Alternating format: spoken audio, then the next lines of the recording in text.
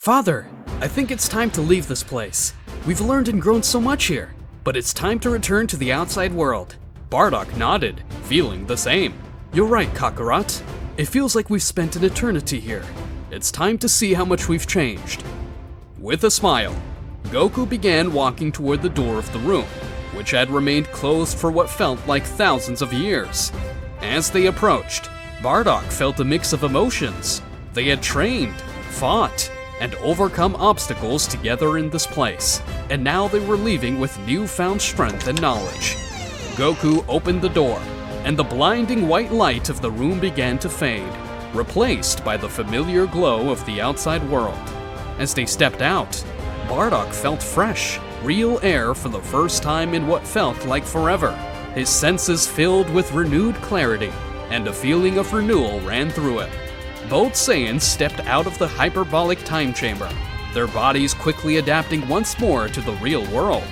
Goku took a deep breath, feeling the vibrant energy of life around him.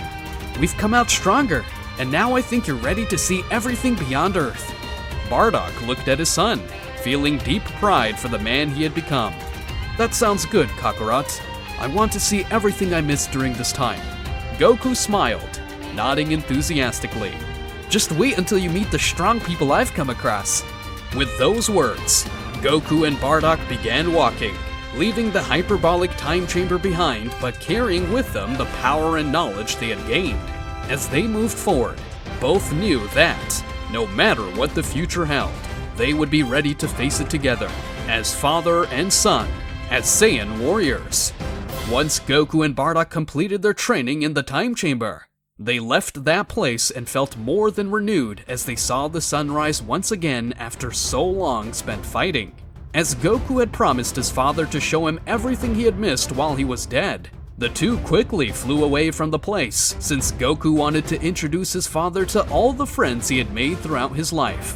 It didn't take long before they reached Capsule Corporation, where most of Goku's friends were usually found. Bardock looked around attentively, as the place was both impressive and new to him. This place is impressive, Bardock murmured, paying close attention to his surroundings, as this was technically his first real contact with Earth and its people since he had been brought back to life. Goku simply started walking as his father followed him, having sensed some of his friends' energy nearby. I really want you to meet my companions. They've been my support in every one of the battles I told you about while we were training. By the way you talk about them, it must be true. As they walked, Bardock felt a mix of pride and curiosity about what Goku was saying, as he had heard a lot about his son's companions while they were in the Time Chamber, and he knew they were strong people. But above all, what intrigued Bardock most was a name Goku had mentioned several times during their training, that of the God of Destruction, Beerus. Bardock hadn't heard much about Beerus when he worked for Frieza's army, but that title of God made him sound quite formidable. After walking for a while through Capsule Corporation, Goku finally spotted his companions, including Krillin, Piccolo, Vegeta, Gohan, Bulma, along with Beerus and Whis, who were eating as usual. When they noticed Goku's arrival, they all turned with expressions of surprise, realizing that someone else was beside him. That caught everyone's attention, as his appearance was quite similar to Goku's, leading them to make several assumptions. In fact, Vegeta furrowed his brow as he looked closely at Bardock, since aside from being identical to Goku, he somehow felt familiar to him. For that reason, Vegeta was the first to speak, his gaze fixed on Bardock. Kakarot, tell us, is this man who I think he is? Vegeta asked in a rough voice. Goku nodded at Vegeta's question with his usual smile, as he was right. That's right, Vegeta.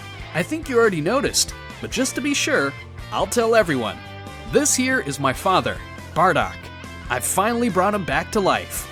After saying that, silence fell over the area as everyone processed what Goku had just revealed. Piccolo, for his part, simply crossed his arms, nodding with an almost imperceptible smile. Honestly, it's not much of a surprise. They look too much alike not to have guessed it. I agree. He also looks a lot like the way that Namekian called Monaito described him when he was with Granola. I suppose that's true, but I still thought it would surprise you. Bardock looked at Vegeta for a few moments, as it was also obvious that he was the son of King Vegeta, who had died a long time ago. So, you're the prince. You look a lot like your father. So I've heard, but honestly, I'm not too interested in that. While they were talking, Gohan was watching Bardock with an expression of surprise, and he stepped forward to take a closer look at his grandfather. So, if what my dad says is true, does that mean you're my grandfather? Gohan asked with some timidity, as he wasn't sure if it was appropriate to call Bardock that. Bardock looked closely at Gohan before answering, realizing that he was also a Saiyan, so he quickly deduced that he was Goku's son, whom he had also heard about before. Because of this, Bardock gave a slight smile and decided to reply. That's right, and you must be Gohan. Kakarot has told me a lot about you. It's honestly a huge surprise to meet you, since I haven't heard anything about you. Well, that makes sense after what Kakarot told me about his head injury when he arrived on Earth. But if you want to know about me, I can tell you. While Bardock said this to Gohan, he sensed a great energy within him, realizing that he also possessed considerable strength. Seeing you in front of me, I can tell you have the strength of a true warrior. You really are a Saiyan descendant, Bardock said, showing pride in Gohan. Gohan smiled at Bardock's words, pleased to hear his opinion of him. Meanwhile, Krillin just looked confused, with a nervous smile on his face. This is incredible! I've known Goku for so long, but seeing his father is something I never thought possible. I have to agree, this was so sudden. I'll never stop being amazed at how quickly things change when Goku's around, but I'm glad everything turned out well, Krillin said, letting out a sigh of relief.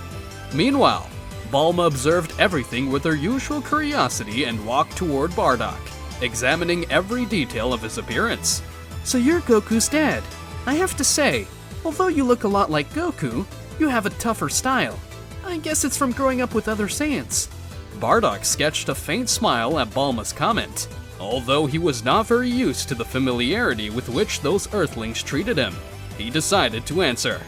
You're right, but from what I see, life here on Earth is different, since Kakarot has quite a different personality. In a way, I'm glad it turned out that way, since I've really enjoyed my time on Earth. During their conversation, Piccolo decided to interrupt them a bit to speak while maintaining its usual distance. It's truly impressive that you managed to bring your father back, Goku, but I imagine you didn't do it just to introduce him, right? As perceptive as always, Piccolo, and you're right. We also have a lot to show you, Goku responded enthusiastically. My father and I have reached power levels we never imagined, since we trained together in the Hyperbolic Time Chamber, where we were locked up for thousands of years. They were all surprised to hear this, as they had not imagined that they had spent so much time training in the Time Chamber. This even made Beerus and Whis look their way, as they had been concentrating on their food earlier. Vegeta watched them with an expression of annoyance and surprise, as it was likely that the two of them had surpassed their own power. Kakarot, always full of surprises. I'm sure you've exceeded your powers again, but I wonder how strong your father has become, and if he's truly up to the challenges we face nowadays. Bardock smirked slightly, understanding the challenging tone in Vegeta's words. Don't worry, Prince Vegeta. I've been catching up, Bardock said with a small sarcastic and challenging tone, as Vegeta still had no idea of his new power. At that moment, Beerus, the god of destruction, approached them slowly with Whis floating beside him, who had a smile on his face after finishing his meal. Well, well, Beerus said while scratching his chin. So this Saiyan here is your father. How interesting. Goku stepped forward, a smile of excitement on his face. That's right, Lord Beerus, and as I mentioned recently, he's been training with me in the Time Chamber. Yes, I heard that. That's why I find it interesting, because I can sense a different energy in both of you. Besides, it's been a long time since I've seen Saiyans from the time of Frieza's rule. Whis, always kind and curious, took a step forward. In any case, it's a pleasure to meet you. You must be aware of many of your son Goku's achievements by now. That's right. And you must be the angel who trained him, right? Indeed, I am. Is it that obvious? I'd say so. I could sense it in your energy. Really? Have you also learned to sense divine ki? Exactly, because I learned to wield the power you all use. Or at least, that's what Kakarot told me. Whis showed surprise at Bardock's words, as this could only mean one thing. Bardock had also mastered Ultra Instinct. Really? Were you actually able to use Ultra Instinct? Actually, I took it to the next level, thanks to Kakarot. This news surprised Whis, while Beerus grew more intrigued by the power of both Saiyans. That's quite an accomplishment in the divine realm. My sincerest congratulations.